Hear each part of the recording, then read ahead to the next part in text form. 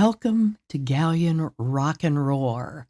While I do not have a guest with me today, I do want to share a story from a guest who was in our community last summer. His name is Bob Airhart. His connection to our community, he is a descendant of Bishop William Montgomery Brown's half-sister, Emma Lundman Airhart. Let me start with an introduction from my yet unfinished book entitled From Bound Boy to Bishop, Bishop William Montgomery Brown. The date is March 4th, 1863. Willie Brown awoke and emerged, unloved and alone, from a Wayne County, Ohio, cold, dark, miserable barn, his home on the Jonas Yoder farm. His existence significant only to the animals he tended. He thought today might be his 8th birthday, but he couldn't be sure. His mind was consumed with thoughts of his current bound boy situation and of his uncertain fate, both of which were beyond his control. His thoughts were chaotic, inexplicable, and defied understanding. He believed he was living a life no one should have to endure. Why? He repeatedly asked himself.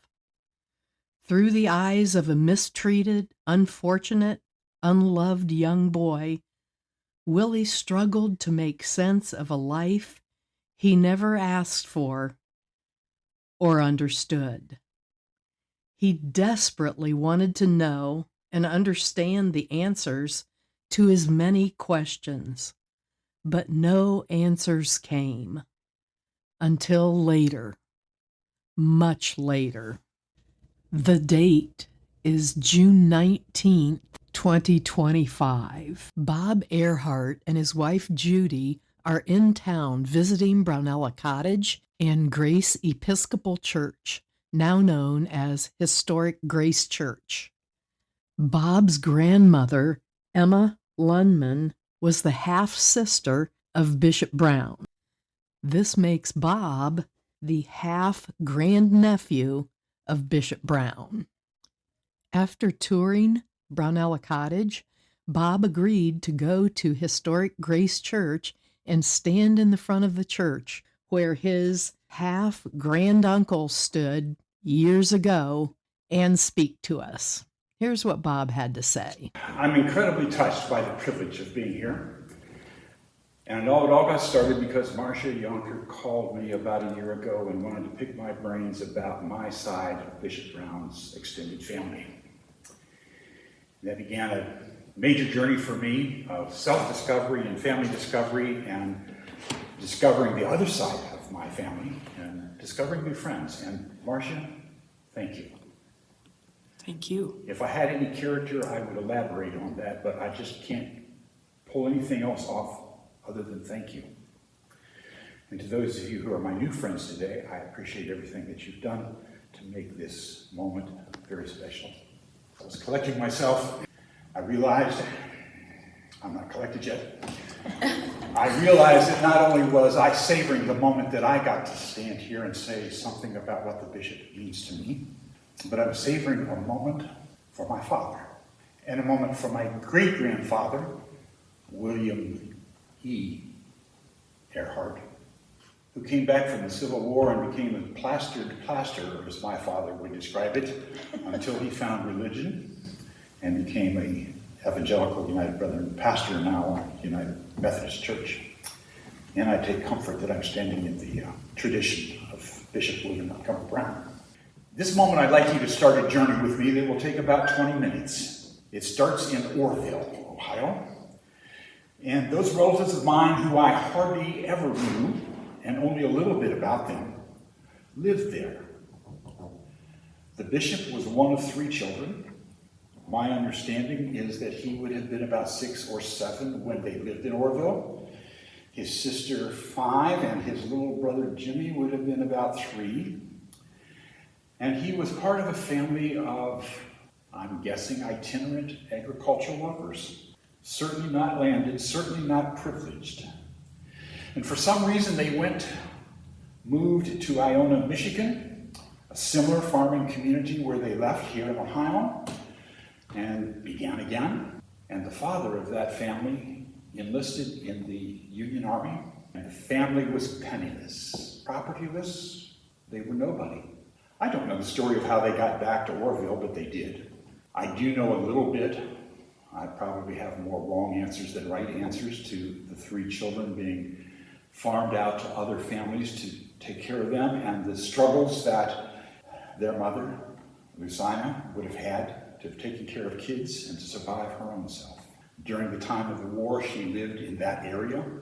I don't know much about her. She met Gustavus Lundman, and he was a soldier in the Union Army because he emigrated from Sweden after his wife and his 3 children died in the Black Plague.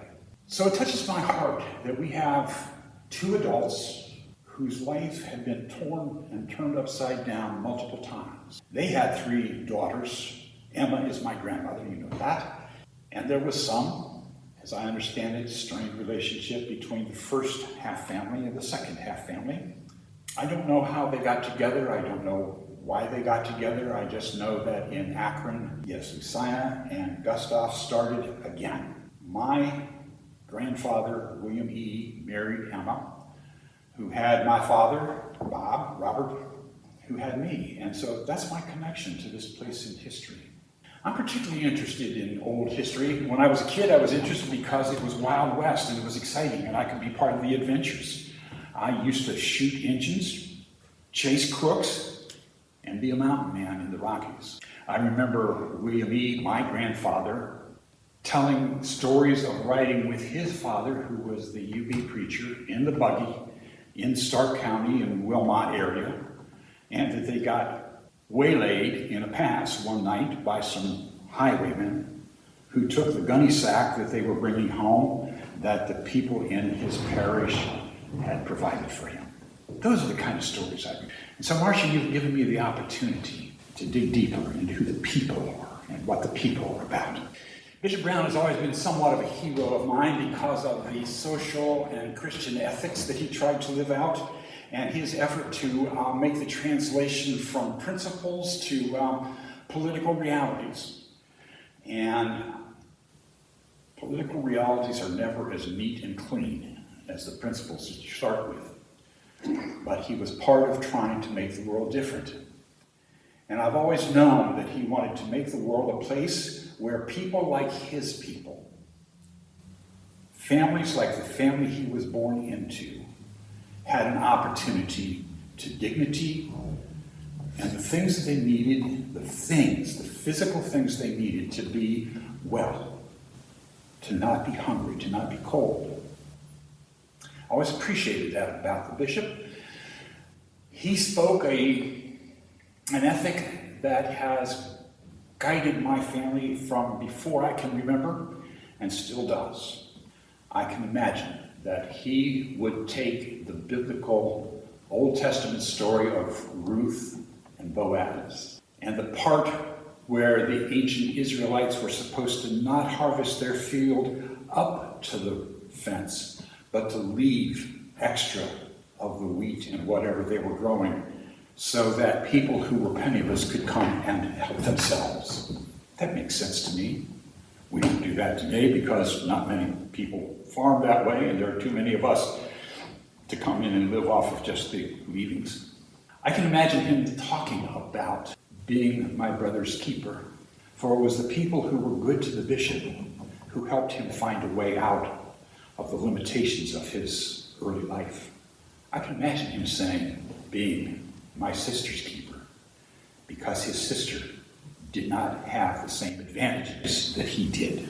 I always admired the fact that he made something of himself. and especially admired the fact that he swam against the current. Then, as now, I'm sure that some of the practical workings out of the ethics that he had were not popular with the people who were landed and wealthy. And I'm also sure that he offended some people with what he said the Christian faith expected us to hunt for in our lives and to try to create. It also appealed to me that he was tried for heresy and that he fought it and that it was fought to a draw, apparently, maybe better than that. Well, that's how I would think of it, that he won totally, but that he stood against the stream. I always appreciated the fact that he saw a different way than the American way of capitalism and tried to employ his ethics as a way of organizing our economy and our society so that my ancestors were not left in the lurch. On our way here today, we paused to spend some time with a friend of ours who's 99 years old. And she always gives us sunshine whenever we talk with her. And we try to return the favor. And as I was telling her, she wanted to know why we were coming here, and I tried to tell her, and I could see in her eyes that she had most of what this was about for me. And I reached over and touched her hand, and I said, Donnie, you know what I'm talking about. Because you grew up, your grandparents and parents were slaves. You grew up not having. She lit up. That's what my life has been about, and I credit the bishop with his part of making that possible in my life and in Judy's life. So I want to take this one step further and say there was somebody who paid special attention to the bishop. Mary Scranton Bradford, I think, offered to pay for his education if he would become an Episcopalian minister. Why would she do that? Why would she take some scrawny kid, kind of homeless, invest in him? We know what happened as a result of that. We know that her interest and her family's interest in William Montgomery Brown led to the things that he accomplished in his life. Because if he'd been left alone, he probably would have not amounted to much more than Jimmy did. But there was an adult who took interest in him. So that takes me to one of my dear interests. How do you identify a kid who has been deprived? Father died, mother couldn't take care of him, the adults who were supposed to take care of him took advantage of him and abused him. How do you find a kid like that who has potential? And how do you reach in there and encourage that potential and make something happen? I don't know the bishop's history well enough to know whether he did that for other children. I know that his Christian and social ethics would cause him to champion those kinds of reaching out and trying to encourage other children. So one of the things that's happened to me as a result of talking with you, finding out about my family and preparing to be here and looking at myself, is that I have begun to rededicate my life to finding the children who are in need and give them the opportunity to be who they really could be instead of who society tells them to be. And I'm just enough of a rabble-rouser to challenge each of you here to find your own way to touch somebody's life and draw out their possibility and help them become, if not the next Bishop William Montgomery Brown, maybe the next Charlie Brown, or Marcia Young, Rich. You know, there are people out there that we can give something to. And for me, that's the challenge and the promise of this day. Marcia, thank you so much. Thank each of you for your generosity today. I look forward to ongoing conversations and ongoing discoveries. What an incredible honor it was to host Bob Airhart, a direct descendant of the remarkable Bishop Brown. As someone who deeply loves history, my hometown, and the fascinating world of genealogy and historical research, this experience was truly special. There's something magical about DNA that connects us to our roots in such a profound way. A heartfelt thank you to Bob and Judy for making the trip to Galion and sharing invaluable insights about one of our community's most captivating figures. Your passion and knowledge have enriched our understanding of Bishop Brown and his legacy. To all Galion residents and our neighboring communities, If you haven't explored the enchanting Brownella Cottage yet, now is the perfect time.